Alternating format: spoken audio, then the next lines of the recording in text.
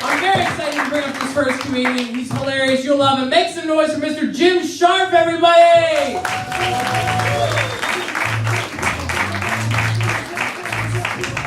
Thank you very much.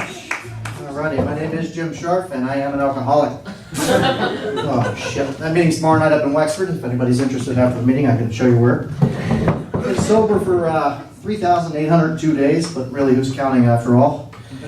It's a big accomplishment, but my alcoholic ways lead to me a lot of stress.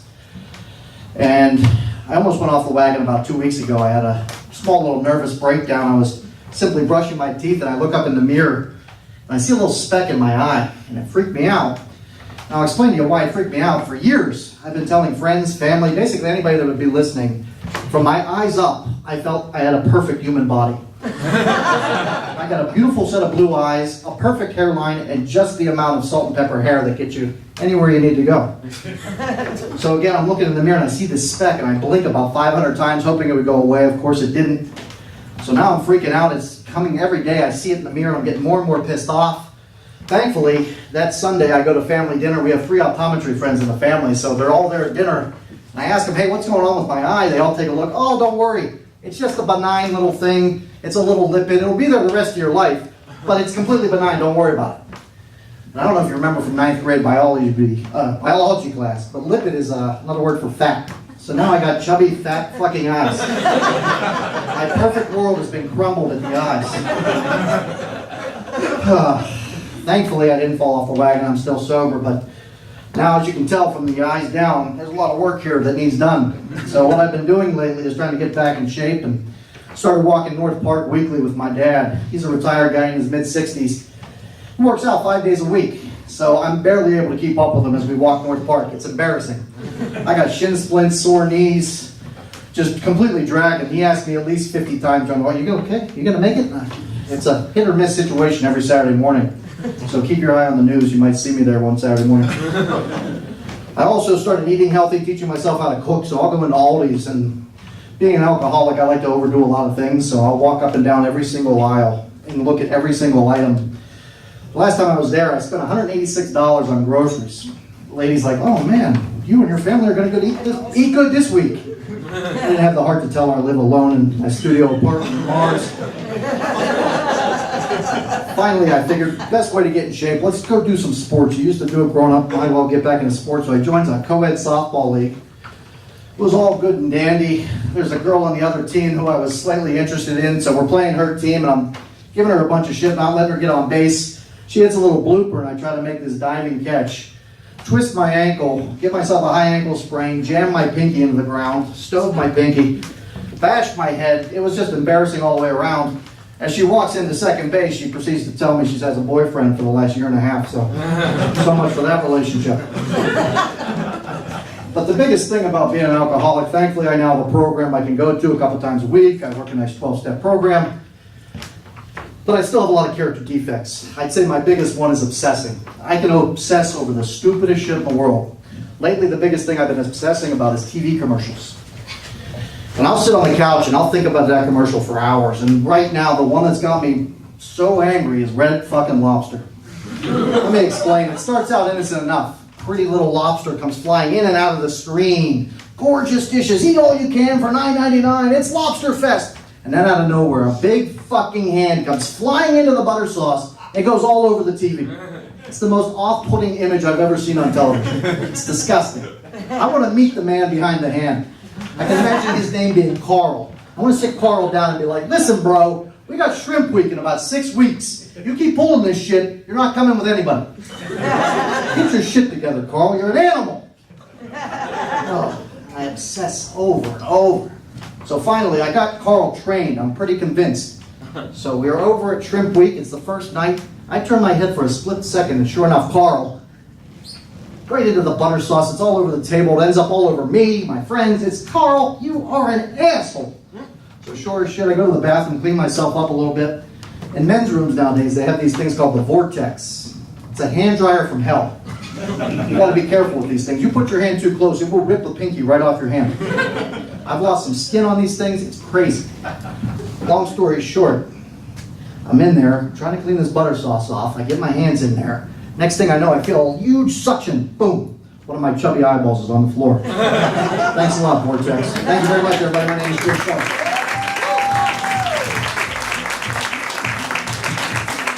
Jim Sharp, everybody. Give it up for Jim. Oh my God. Starting off strong. Make some noise for your next comedian. He's also hilarious. Keep it going for AK, everybody.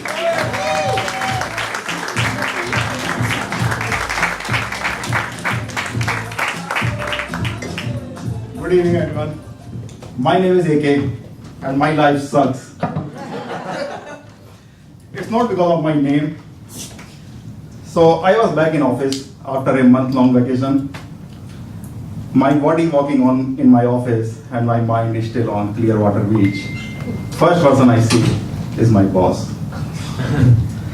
And I was so traumatized that I couldn't even say hello. Then I looked up and asked, God, can it get any worse? I have a very good understanding with God. Whenever I ask him anything, he just ignores me. But except these questions. So this time God said, yes, my boy, here you go. So next thing was a 4-hour-long meeting. And if you went in those meetings, you know these meetings suck. And getting stuck for 4 hours is very, very painful. Doesn't matter what kind of sucking it is. So, my manager threw this idea of pair programming, and she gave me an example. If you join 2 engines together, they will run at double speed. Think about humans. Tie 2 people together, make them run as in a 3-leg race. Expect them to run faster. I was so terribly wrong because I said that loud. My manager stared at me and I zipped my mouth. She was really pissed off because she paired me up with the cutest girl of my team. That was scary. Cute girls make me nervous. I don't know if it's in my genes, or maybe I don't know what to say when they go wrong. I also don't know how to interrupt them when they are talking too much. And most difficult part is how to answer their questions because they assumed I was listening.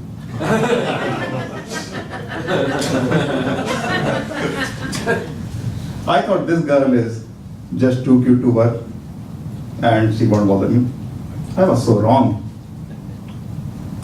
Next morning, she showed up at my desk and first thing I noticed was her big smile. She had modified a computer program and she wanted me to review it.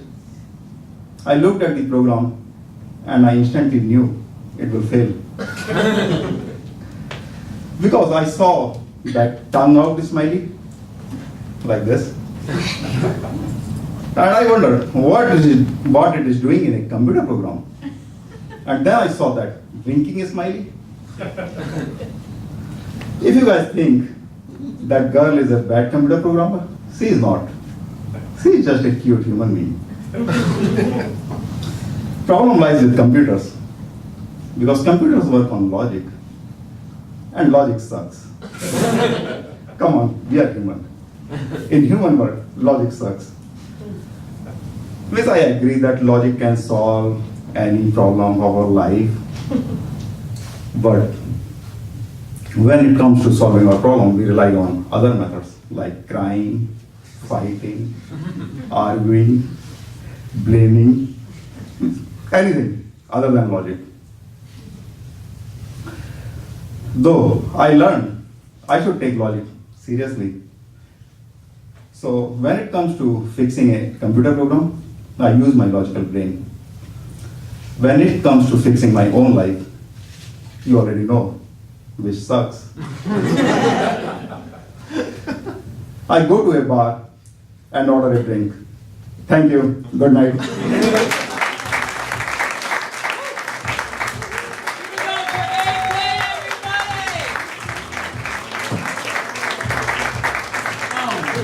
Someone give him a hug after this show, please. All right, your next comedian coming to stage. She's hilarious. She's going to tell you about some life facts. Make some noise for Louisa Patrice, everyone!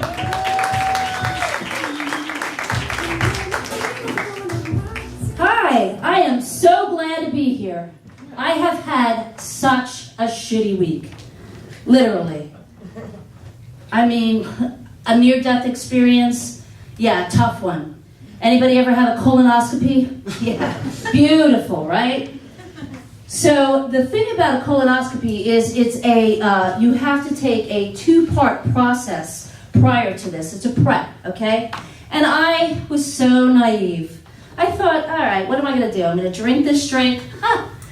No big deal. I'll go to the bathroom a few times. I'll be all right. 10 minutes later, I'm like, yeah, so, oh, shit, I'm duck walking. Oh, my God. I get to the bathroom. Oh, Jesus. I'm in there. An hour later, oh, my God. I know I'm not getting out alive. I'm in there. Oh my God. Oh. And I'm thinking, oh, death would be a step up from this. So my man hears me crying. He comes in. He's trying to help. Okay, first of all, nobody wants your man to see you in a position like that, all right? But anyway, he comes in, bursts through the door. He's like, yo, baby. He's got the box in his hand. So your cleanse is holistic in nature. He's got an accent. He's from Alaska. The Lower East Side. So your cleanse is holistic in nature. It was, it was brewed in a Wiccan compound in the back hills of West Virginia. Hey, baby, it's FDA approved. Oh, yay. So we get through that. I am purified at this point, okay? But still, we have step 2. Step 2 is not necessary, I know this, but you've got to do it. So we go ahead with step 2. We're getting into the Uber. I have to run back upstairs. The dam is broke. The villagers, you better fucking run. I come back downstairs. He looks at me. What'd you do? You changed your outfit? Yeah, I did.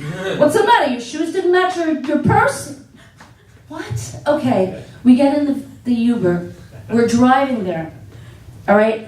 I have to jump out of the Uber several times. Okay? The Uber driver is yelling at me. I don't care. He could be clicking and fucking Zuhili. I don't care. I'm trying to be respectful. I'm trying to do the right thing. It's a red car. We get there. I make it. I'm soiled. I'm happy. There's this lovely nurse. She's sitting there. She is so kind. Can I have her name? I give her my name. I'm so dehydrated. I reach in my purse. I take a sip of water. She turns into Nurse Ratched. She's like, did you just take a sip of that water? Yeah, I did. I just took a little sip. Oh. Well, we're gonna have to get the doctor. Well, I thought we were gonna get the doctor, but oh no, you don't understand. You are going to have to reschedule. What? No, I can't do that again. The complications can be fatal. I don't care. I'll take the chance, I swear. Don't make me do this again. No, we will reschedule. So, needless to say, we'll be doing that again. And you know, it's always nice to have someone with you. And he just looks at me and he's like, so what do you want to do? You want to go catch a movie? Yeah, sure. Thank you so much. Have a wonderful evening. Give it up for the week of the streets, everybody! Oh my God! Why did you pay for tickets? What'd you pay to get in here? $7. $7 at that price? You're robbing us. My God, the quality is just, it's just Crush City up here. You guys feeling good? You guys having some fun? Huh? You guys will learn to enjoy yourselves. All right, your next comedian coming on the stage. He's very funny. Can't wait for you to see him. Make some noise for James Kenya, everybody!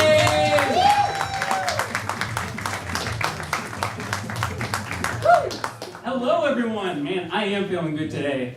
I gotta be honest with you guys. For the first time in my life, I'm actually happy with the way that I look. Yeah, see, I've actually had it doesn't look like it now, but I've had body image issues my whole life. I've never been the fat kid, never been the skinny kid. I've just kind of had the Goldilocks pudge. I mean, I tried doing little things to get rid of it. I tried to walk more, try to diet a little better, but it just clings to me like my mom did through college. So one day, I'm sitting there in my living room just totally crushing all this diet and exercise, and then I hear through my window, and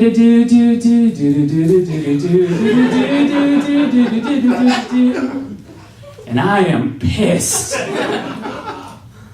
Because I'm an adult, and I can't give in even if I want to. No, if I go running out after that van, I'm a weirdo. Those days are gone. I can see it now. I go running, and then I go actually get to that window, and that driver looks me in the eye with this condescending look. Like I'm some kind of man-child. Just because I knocked over a couple 6-year-olds to get there. It's survival of the fittest. I believe in that. I'm bigger. But no, I'll humor you. No, I'm the weirdo. Man who gives treats out of the back of a white van. The carnival music makes it better. I am legitimately shocked there has not been an ice cream man serial killer yet. Who needs to hide a body when you're driving a freezer on wheels? Just shove Timmy in next to the sherbet.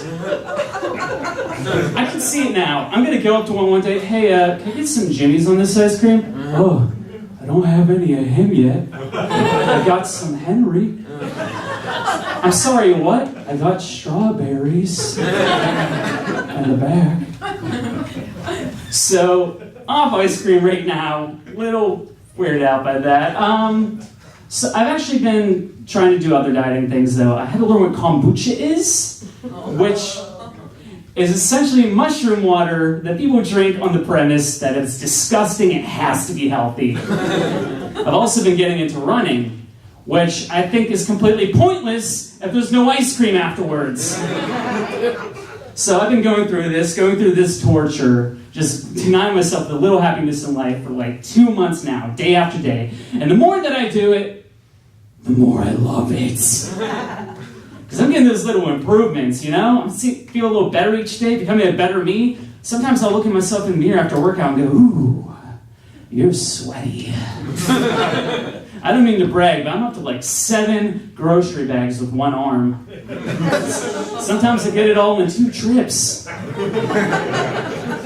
Now, it hasn't been all good though. I was short on time coming from work the other day, and I was passing by McDonald's, and I caved. Got myself 6-piece chicken McNugget. You start a diet, you think you're gonna have these fun little cheat days, but no, you just get filled with shame. You go to McDonald's, you're not looking for the commitment of real food. It is like a sloppy last-minute booty call of food. You're at McDonald's, because it is DTFYF. Down to feed your face. You can actually look up the nutritional information on the things there. Don't do it. All you need to know is you're getting 120% of your daily dose of self-loathing. It's just, you go there and it's just, ba-da-ba-ba-ba, I'm human trash. Which doesn't make any sense, because you see a McDonald's commercial, it doesn't give you an accurate depiction of the Mickey D's clientele. No, you get Fit and Slim Jim, pounding down Big Macs like it's nobody's business. Fit and Slim Jim does not run on Big Macs. He runs on kale and smugness. If he lived in Pittsburgh, he'd be in Cranberry, living in a townhouse, running 5Ks, preaching the miracles of kombucha. I just see that model, and I want to punch him in his happy, healthy face. But I won't, because he is jacked. And I am James, the gentle peach. I bruise so easily. So instead, I just sit back, try to imagine what it would be like to be fit and handsome and strong and have your life together. Just be that douchebag. I just imagine myself, in his shoes. And I love it. My name is James, thank you. James Cannon, thank you all.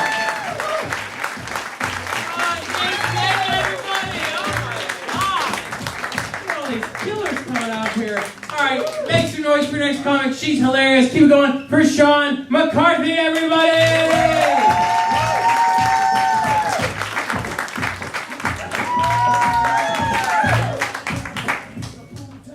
So, I'm beginning to think that maybe masturbating shouldn't be a lifestyle. But I'm getting really good at it. I mean, what's a girl to do? I was recently forced to downsize and let my maintenance man go. His availability just, it wasn't working for me.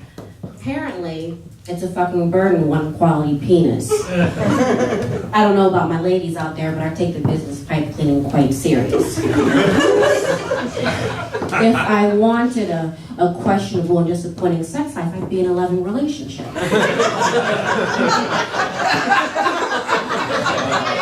I do believe that nowadays people confuse the concept of casual and maintenance sex. It's a snack. It's not designed to make you feel full.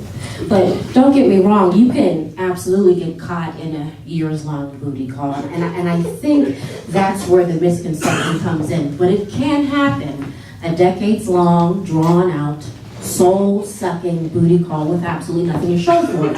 Trust me, I've done the legwork. Ladies, sometimes we think we're in a relationship. We think we're dating someone, and it's simply not the case. So in the spirit of selflessness, because that's the type of bitch that I am, we're going to sort some shit out just in case you're confused. If you don't know the name of any of his kids, or even how many kids dude has, chances are you just fucking. If you don't know what he looks like in the light of day, y'all just fucking. If you gotta shit, shower, shave, contour those eyebrows and exfoliate, fix hair, and clean the room, all within a 30-minute window because there was never any pre-planning, boom boom. Y'all just fucking. Now, I am by no means condemning frivolous sex. I love frivolous sex. The frivoluser, the better. I just think it's helpful to know what lane you're in and how to stay in that motherfucker. Now, the maintenance man's role is very important. It's very important. He performs a wonderful and important service. The need for a woman's release is real. I feel like you didn't hear me. A woman needs a release. Now, unfortunately, fellas, some of y'all, fuck, I don't even know how to say it, so I'm just coming on and say, some of y'all out there throwing out dumpster dick got my ladies in denial.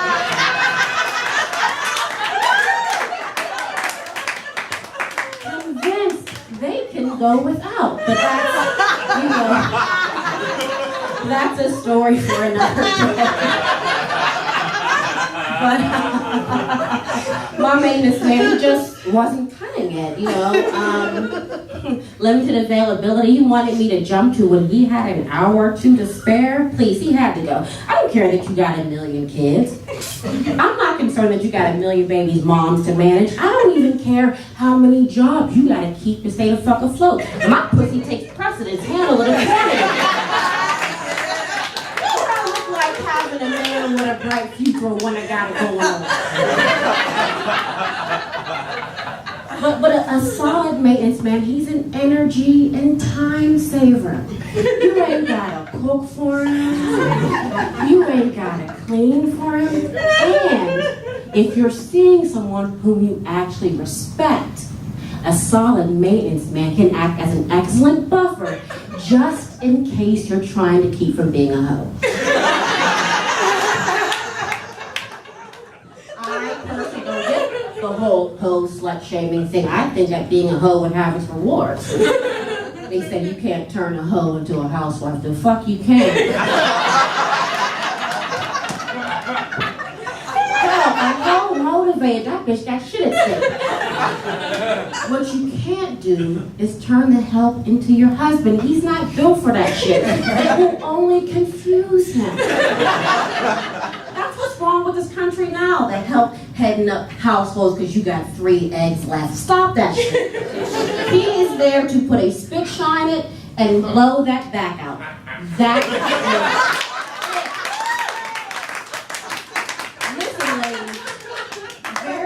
spectacular sex can discombobulate a bitch, okay? You have to protect yourself. You have to do your due diligence when selecting your staff. He's still living home with his mom? Fan-fucking-tastic. Now you never have to meet the bitch, okay? His license is revoked, he don't have a car. Awesome, now he's never spending the night. Keep those lines clear. Stop making the help your man. It's a win. The shittier his life is,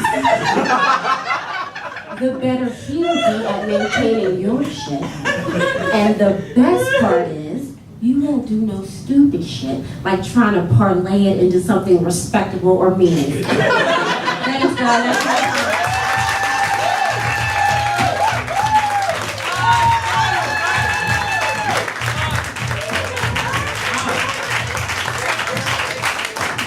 I learned something.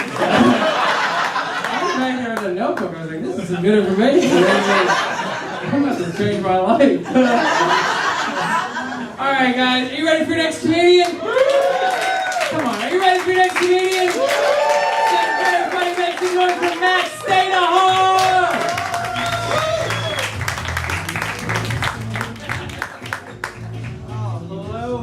Hello, everybody. Hey. Kids these days, am I right? You know, with their Twitters and their Tinders and their Grinders and MySpaces. What I had to do to pick up a girl, I'd have to go to the mall when I was a kid. So I got a job at the food court in the mall. Now, I'm here working at Hot Diggity Dog, all right? It's true. It was a real place. You know, I'm doing my thing. You know, 16 years old. You know, serving hot dogs and whatnots.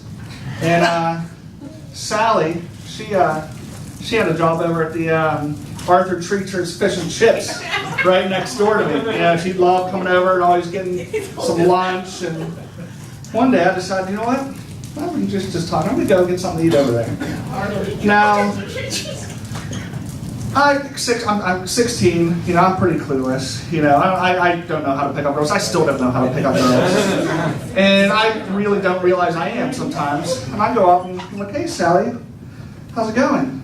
And she's like, hey Matt, like, you know, I see that you've been coming over and eating a lot of my wieners, how about, can I try some of your fish? Now this is a 90s, Oh, as if. What? I just want a sandwich. What I do wrong? So, nothing. I still don't know what I said. I just wanted a fish sandwich. So, I get a job at a bowling alley.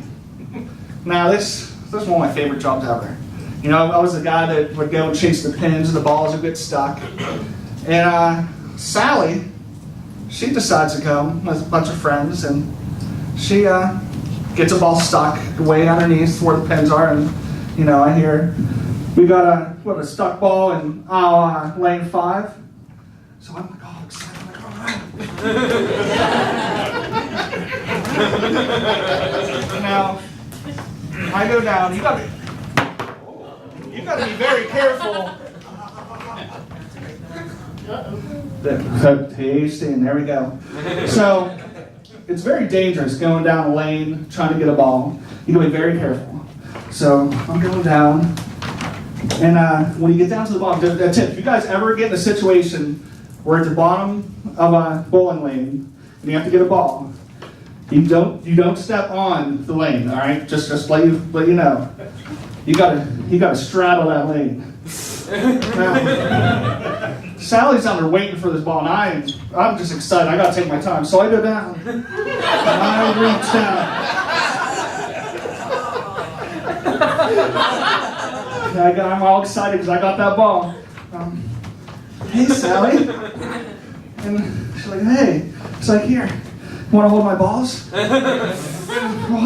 I'm like, I just got the ball for you. And Colby's like, oh, you are disgusting. I don't know. I just got the ball for her, you know? So, that made me think. I took a few years off, you know, working, girls, to figure, what am I doing wrong? What is the matter with me? I'm looking in the mirror one day, and I see something amazing. Like, what is that glorious steed? It's all red. The red stallion is just standing there, just staring at me. So I get all these essential oils and special shampoos. You know, you really got to become one with a special steed. So I decided to take, red for short, you know. We go out on the town. I go to a bar, and I see Sally there. She's like, oh, hey. You know, this is 20 years later, you know. I'm great with a great red stash on my face. A few drinks, and she's like, hey there, Matt. I got a saddle in my car. I'm going to go for a ride on that stallion. I'm like, hell yeah! You know, so me and Sally go for a ride, and she's taking me to her house. Like, yeah. You know, she's like, hey, Matt, what have you been up to? Well, I was like, you know, I got a job as in pest control. She's like, oh yeah? She's like, yeah, I really hope you don't have bugs, because I got wood. What? She kicks me out of that car. I'm rolling down.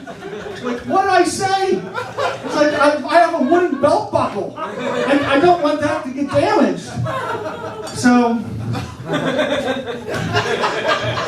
there's me and the red stallion on the side of the road, just, you know, not knowing what to do.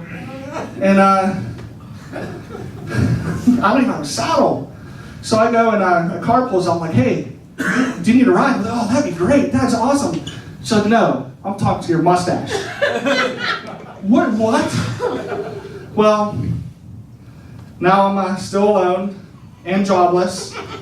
Still don't know what I'm doing wrong. But if anybody wants to go for a ride, I'll be in the alley in the back. Thanks a lot, guys. My name is Matt Stater.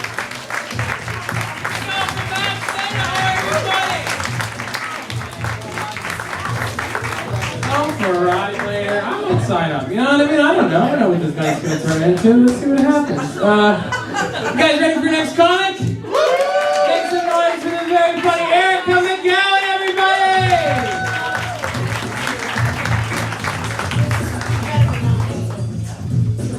Hey guys. Hey.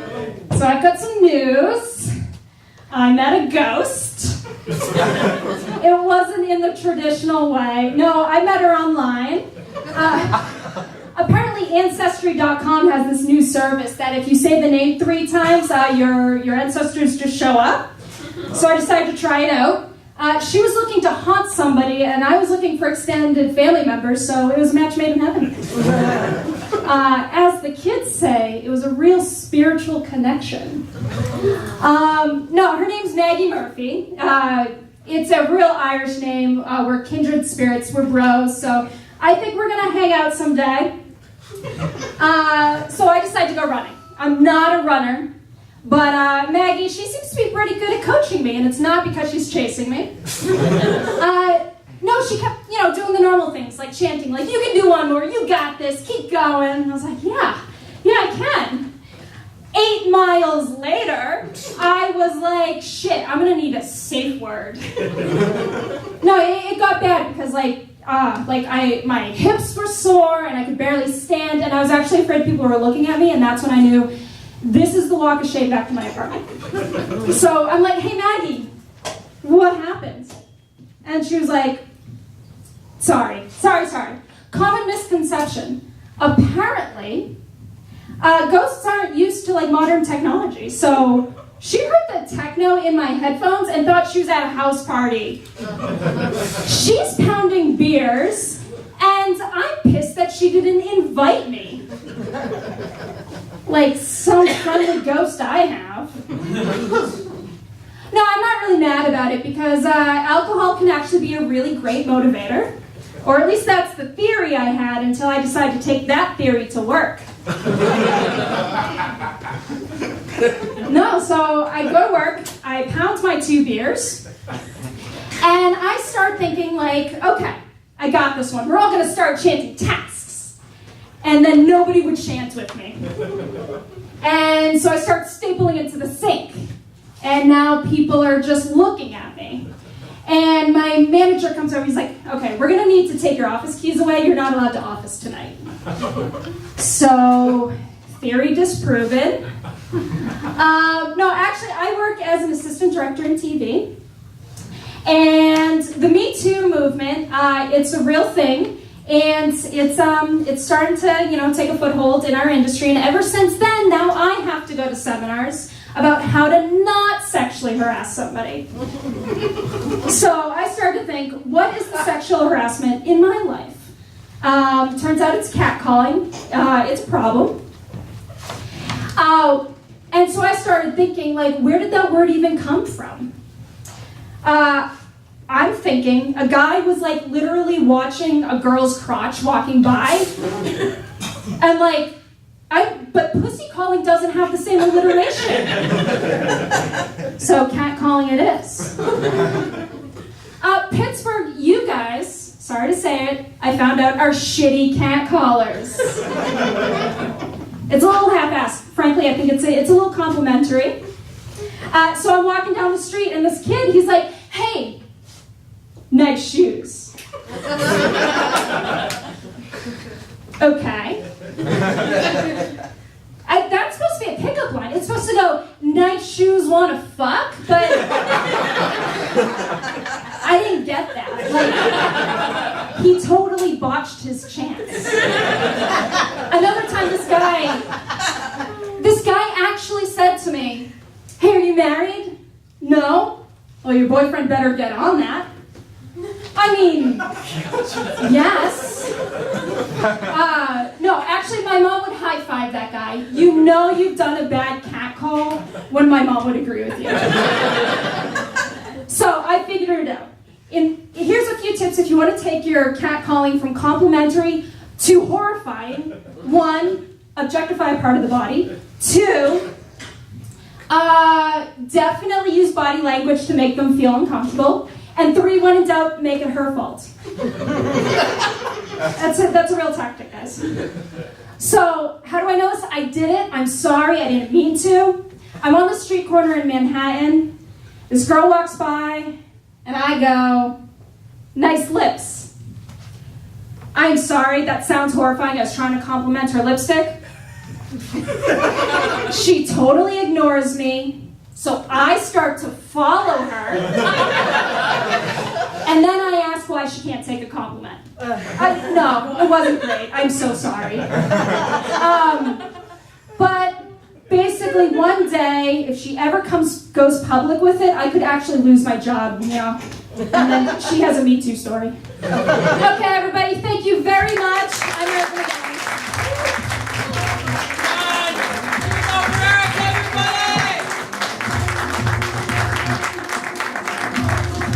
Folks, we have 2 comic slip. The next guy coming up here, he's very funny. You're gonna love him. Make a lot of noise for Alex Bastinating, everyone!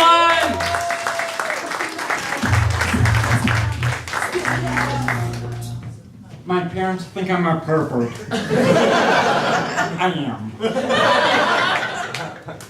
Now I'm seeing this psychiatrist to straighten me out.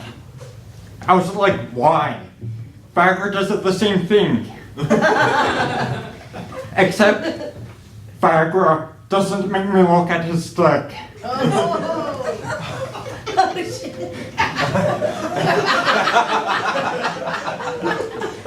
My psychiatrist, he likes giving Rorschach tests, which would be cool, except they're not Rorschachs. They're his actual dick pics.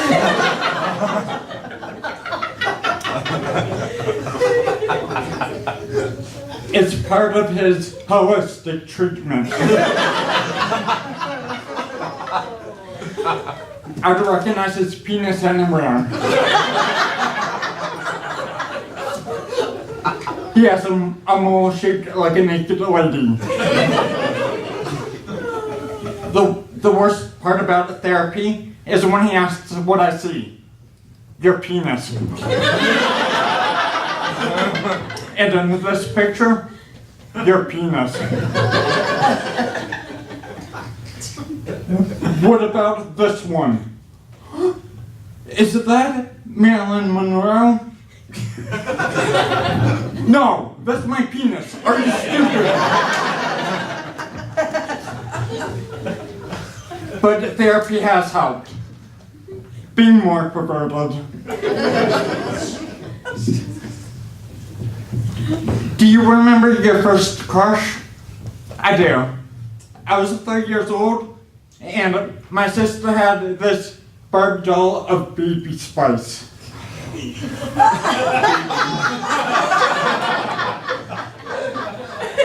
I thought Baby was the cutest doll I'd ever seen. So, without knowing you're supposed to exchange phone numbers first, I took her straight behind the dining room chair for a quickie. It had to be a quickie. Barney was coming on soon. I could not miss Barney. So now I'm seeing this girl, Rebecca. She said a 20-year-old playing with Barbie dolls is a pervert. Yes, I am. But babe, why can't you accept me for who I am? Having a girlfriend sucks.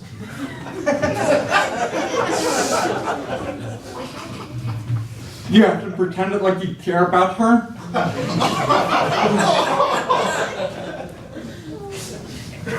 And if she makes you spend hours in Victoria's Secret. It's torture. You can't play with the mannequins.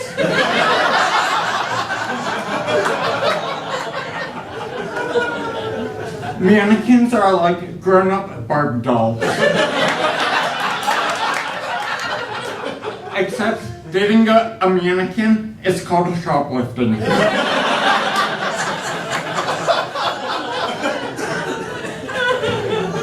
Rebecca, nothing about her is fake. She's real. Except her orgasms. Those are fake.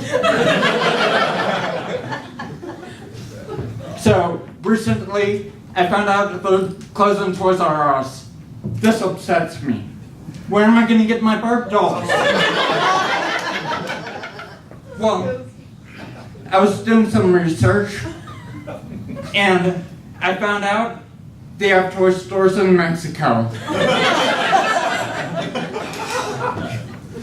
So, I'm going to work super hard, like a Mexican.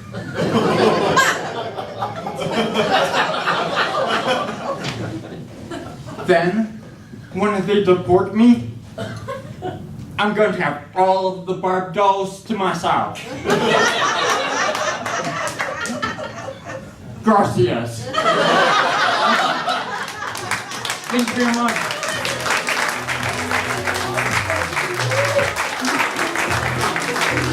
Oh my God, give it up for Alex, everybody. Folks, your last comic of the evening, very funny, very happy to have him in my class. Keep it going for Keon Neruzzi, everyone.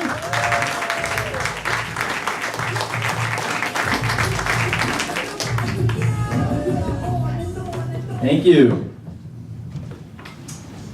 So I read an article the other day, guys, that said that the new average age for male Viagra users is 40 years old. It made me very sad because I had to start taking it 2 years ago. But come on, you don't believe that, right? Viagra? I don't need Viagra. I don't have sex.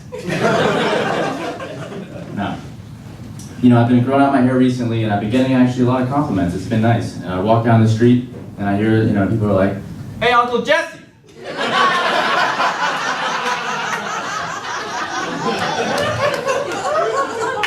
And I'll tell you, it's better than what they used to say. It used to be more like, "Hey, Kumar!" Fuck you. Now, my 4th grade class was racist. And, when 4th graders grow up, they're still racist. I was on a date recently, I asked a girl out, and she said yes, so I said, "Hey, why don't I take you to my family's restaurant?" So I picked her up at 8 that night, parked the car, and she gets out of the car and she walks right into a 7-Eleven.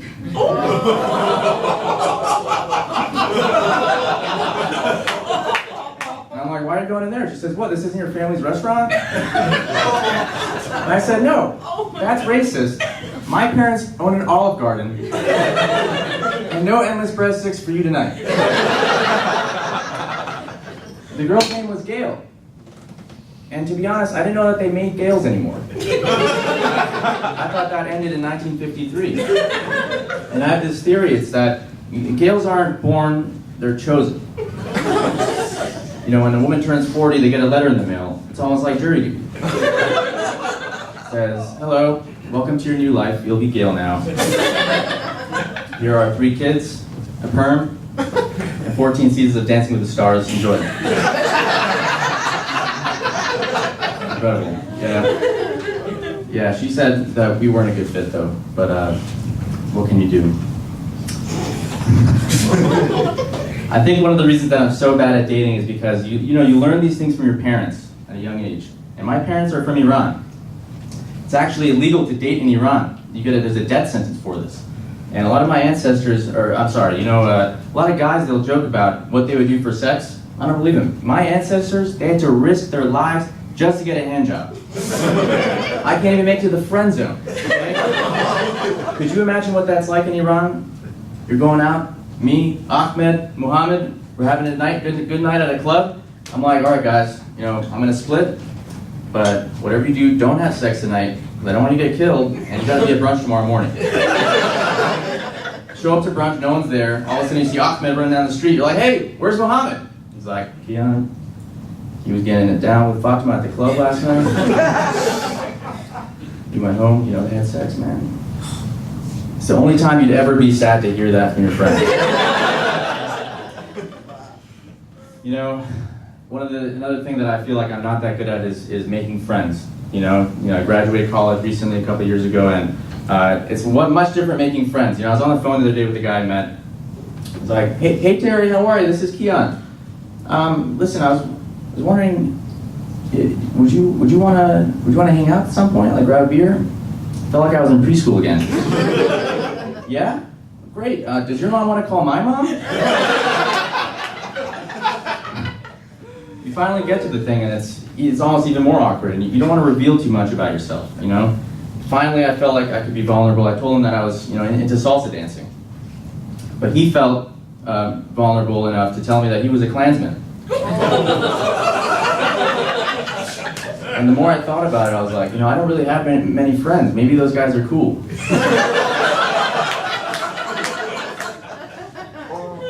Go to a meeting, and that's where I met Gail.